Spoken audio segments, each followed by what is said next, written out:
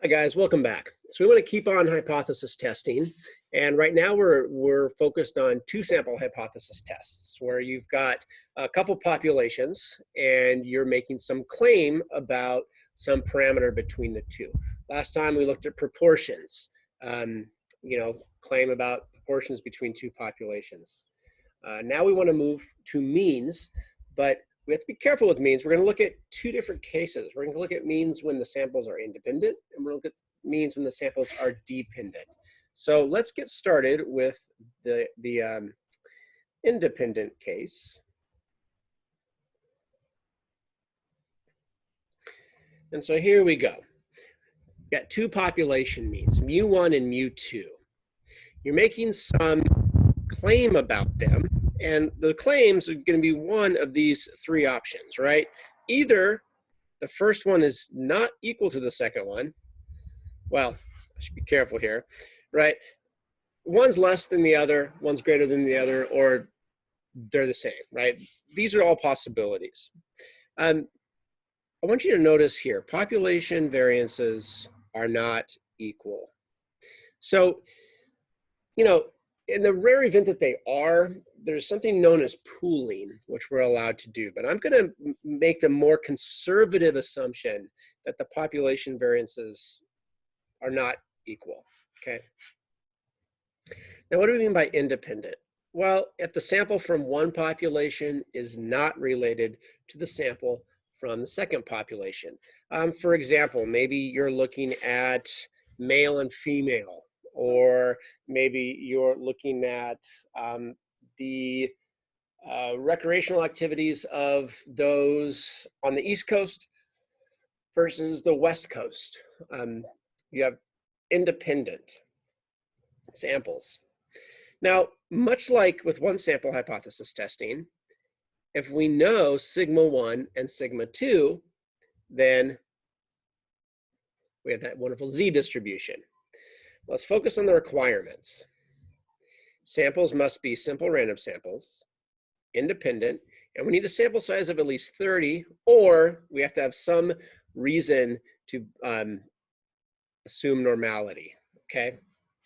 Again, that's that use of the normal approximate, that's that use of the central limit theorem, right? Okay, and so our test statistic is the difference in the sample means, and from the null hypothesis, we'll always have that mu1 minus mu2 is 0, okay?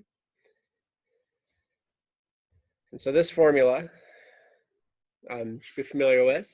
Obviously, you probably anticipate we're just going to use a calculator for it, but you still need to know where it comes from. So here's the formula. Now, the more realistic case where sigma 1 and sigma 2 are unknown, well, we're going to assume the variances are not equal. Simple random samples, independent. We've got 30 or normality, and then degrees of freedom, right? With t-scores where we have to know our degrees of freedom. Well, we're going to choose the smaller degrees of freedom between the two samples. Again, that's a more conservative estimate, okay? Test statistic is the same. And then when you look here at this T formula, the form should feel very similar to the Z, right? We have S's instead of sigmas. But again, the difference between the means, population means, we'll take that to be 0, okay? Let's put this into play. 290 children not wearing seatbelts in an accident spent a mean of 1.39 days in ICU with a standard deviation of 3.06 days. A group of 123 children who did wear seatbelts in an accident spent a mean of 0.83 days in ICU with a standard deviation of 1.77. Is there evidence to suggest wearing a seatbelt is favorable for protecting children in an accident? Well, we'll get into the nuts and bolts of that question after we conclude our hypothesis test, but it seems that this data would give us some way to measure favorability. The standard, I guess, apparently, if you can infer, is that less time in ICU suggests favorability for the seatbelt use. So let's go ahead and define our terms. I'm going to let mu1 be the mean time in ICU by children not wearing seatbelts.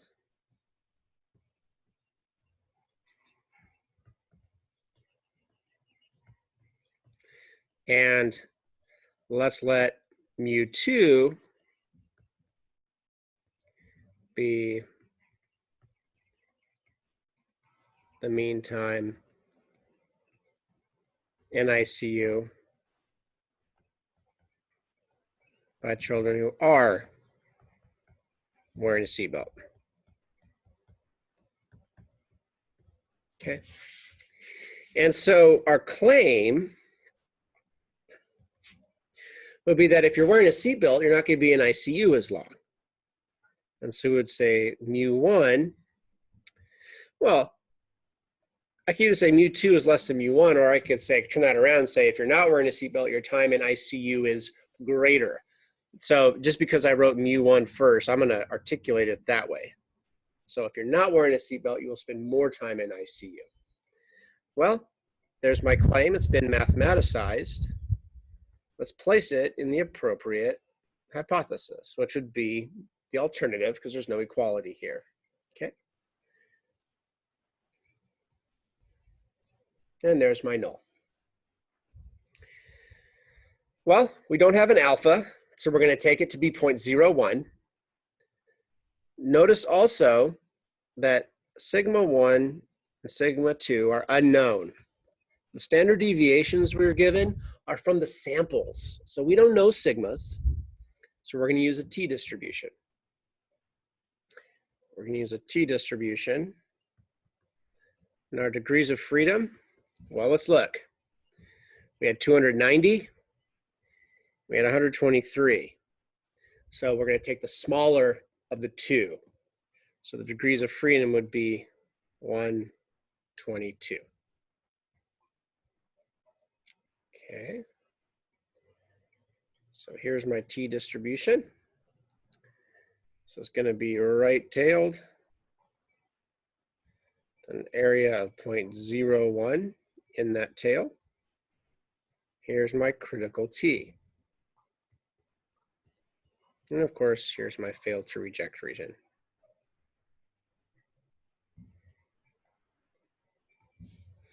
All right, now that critical t, again, I can go get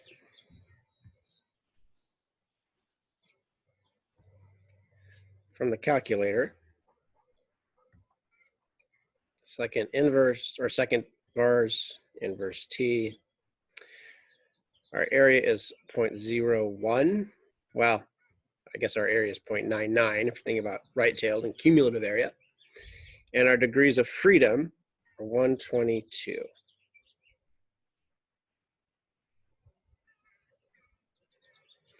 So 2.357.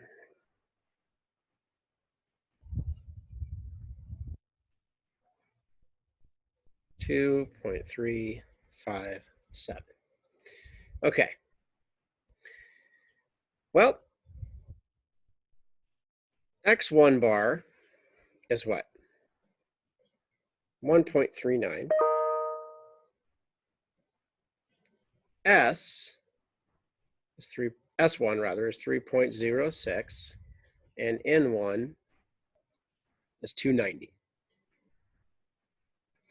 X2 bar is going to be 0.83.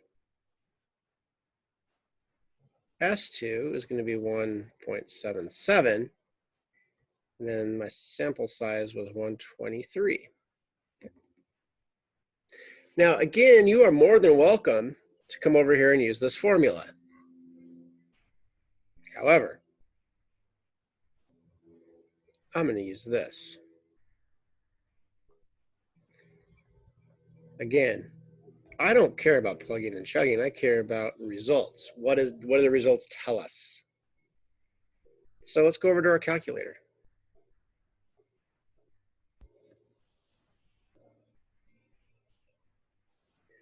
we're going to go to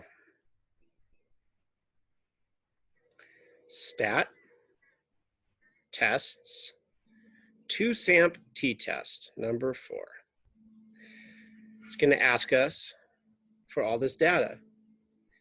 And so the mean for that first group of students, or children rather, was what, 1.39?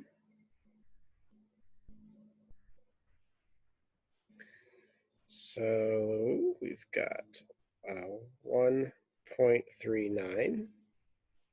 Standard deviation was 3.06, and there were 290 children.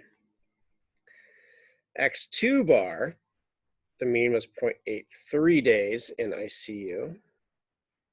Standard deviation of 1.77. Sample size for that second sample was 123. And then my alternative is that mu1 is greater than mu2. Now, pooled. This is what I was talking about. There's a way to pool the data when you have the assumption of equal variances. It's going to be no. Okay, we're going to default to no. We're going to stick with a more conservative computation. And so we hit enter. 2.33. 2.33.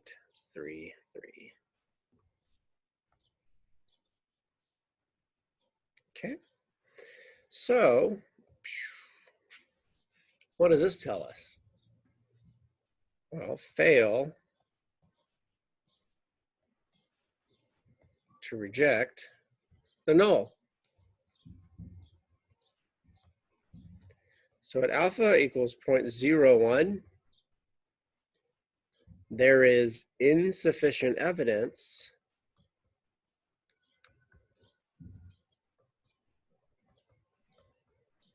to support the claim that children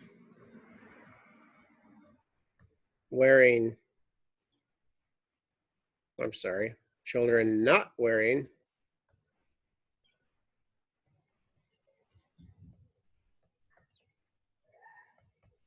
seatbelts in a crash spend more time in ICU. So, we're going to stop making our kids wear seatbelts. We're going to say, well, look, it doesn't have an impact. No evidence to suggest it does. Well, let's think about this. We're looking at cases in the ICU, right? That's a pretty extreme example. Very extreme example. Perhaps ICU isn't the best way to measure it. I mean, you can imagine cases where children, if they had been wearing a seatbelt, would not have been thrown from a vehicle, right? This doesn't take into account the cases where children are dead on the scene because they should have been wearing a seatbelt.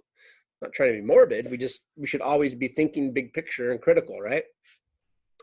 And, or what about the fact that there's really more than one way to leave the ICU, right? You could either go to recovery or you could leave in a body bag. This is the question, is there evidence to suggest wearing a seatbelt is favorable for protecting children in an accident?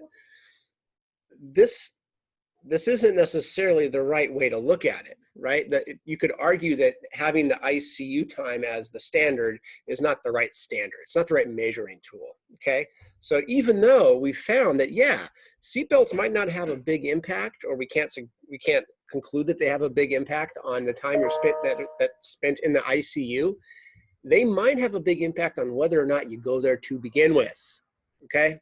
So always looking at the question and at the statistics that we have actually address it in a meaningful way. All right, big picture wise, what did we do? We're playing the same game, right?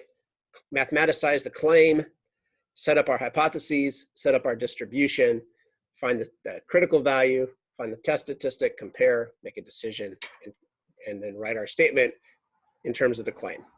Let's try another one. A drug company wants to test a new cold medicine, Dozanol. What a great name. Claims that Dozanol affects systolic blood pressure. 50 people with colds are given Dozanol. Their mean blood pressure is 203.4 with standard deviation of 39.4. 100 people with colds are not given Dozanol. There's their mean blood pressure and their standard deviation. Okay, so again, sigma 1 and sigma 2 are unknown. So we'll be using the t distribution. You got to read this carefully. Yes, you're going to read the words standard deviation, but come on, guys, you got to put it in context. What is this standard deviation referring to? They're both referring to a sample. Okay, so let's let mu1 be the mean blood pressure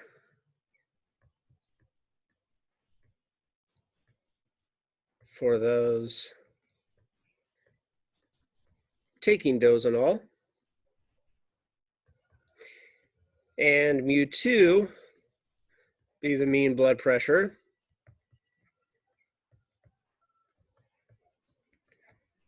for those not taking Dozanol.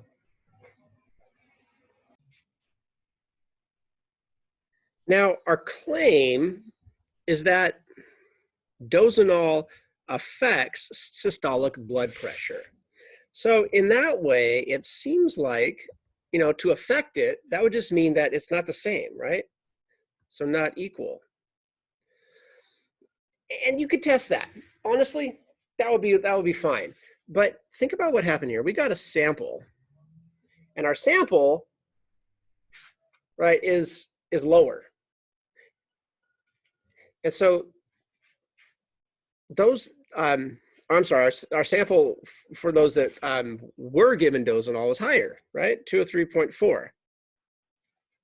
So you could use that to educate the way that you suspect they might not be equal. Maybe it's that mu1, if you take it, it raises your blood pressure. And if I had found differently, maybe I would have tested the other way, okay?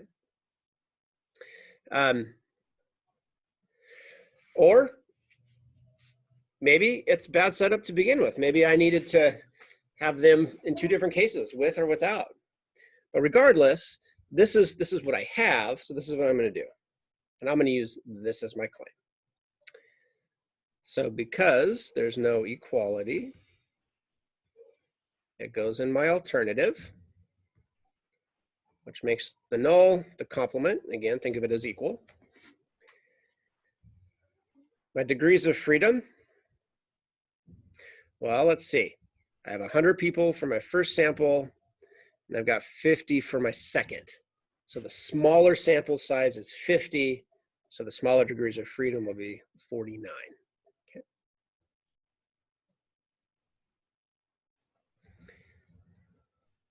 I've got that entire 0.01 sitting out there. This is my failed to reject HO. So here's my critical.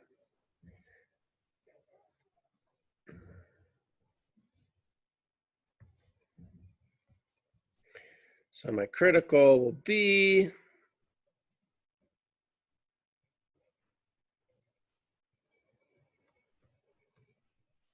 I go to that inverse T, 0.99 and 49.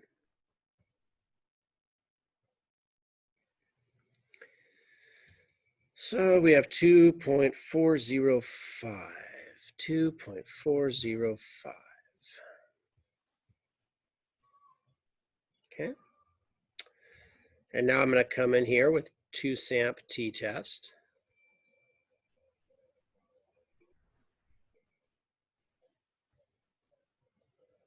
And that's going to give me my test statistic. So let's do that next.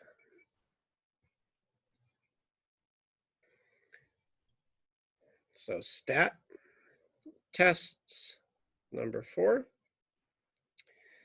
My input is not raw data, it's the summary statistics. So my first group, my ones, 203.4 is the mean. Standard deviation of 39.4. And my sample size is 50. For my second group, they had a mean blood pressure of 189.4. And a standard deviation of 39.0. And there are 100 of them. We're saying that mu1 is greater than mu2. We are not pooling our data. Let's calculate.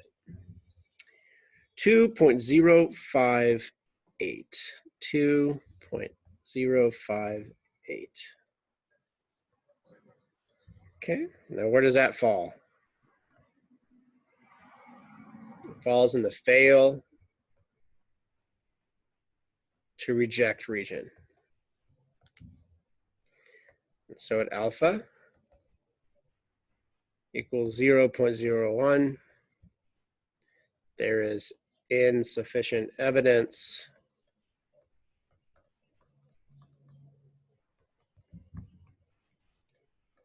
to support the claim that dosanol affects blood pressure. Okay. All right, last one. Experiment conducted to test the effects of alcohol. Errors are recorded in a test of visual and motor skills for two groups. One group was given ethanol, which comes from corn. I don't know. I would rather they just say bourbon. And the other, a placebo. Yeah, curious how that would work. Like, how do you know that you're not? It's pretty easy. Anyway, I'm digressing. Most people know if they're consuming alcohol. I think it's kind of hard to give someone something and trick them. Anyway, so we got our two groups. Now, the claim would be that under the influence, there'll be more errors, right? And so if my treatment group is, if this mean here is my mu1, well, if I use mu1 comes from there and mu2 comes from the control, then I'm essentially saying my claim is that mu1 is greater than mu2. Again, I have a right-tailed test here.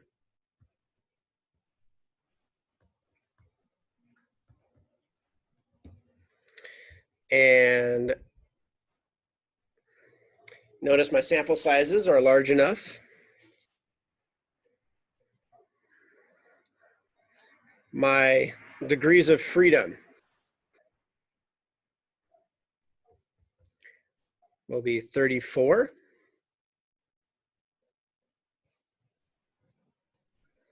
So there's my 0.01, my alpha. Here's my fail to reject.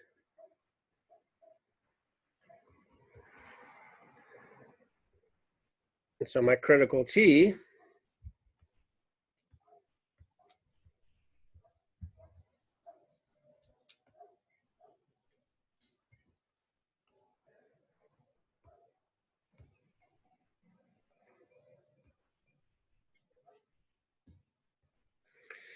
will be 0.99, 34. And we get, let's see, 2.441, 2.441.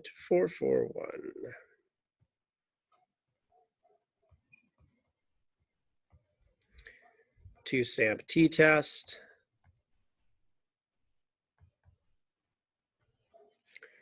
It's going to give me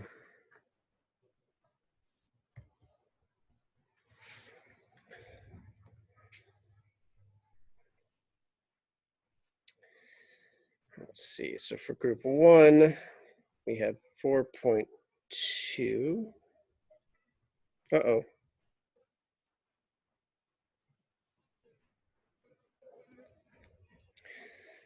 Okay, 4.2.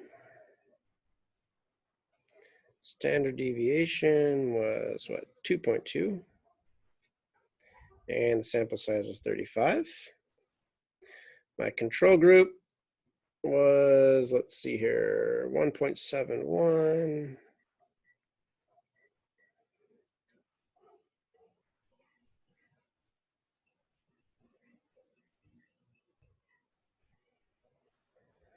Standard deviation, 0.72.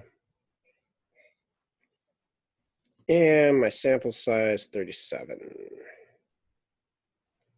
Again, we have greater than, not pooling. Calculate an RT 6. Excuse me, 380. 6.380. What a surprise. Alcohol impairs your visual and motor skills. Way out there in the reject HO. So at alpha equals 0.01, there is sufficient evidence to support the claim that alcohol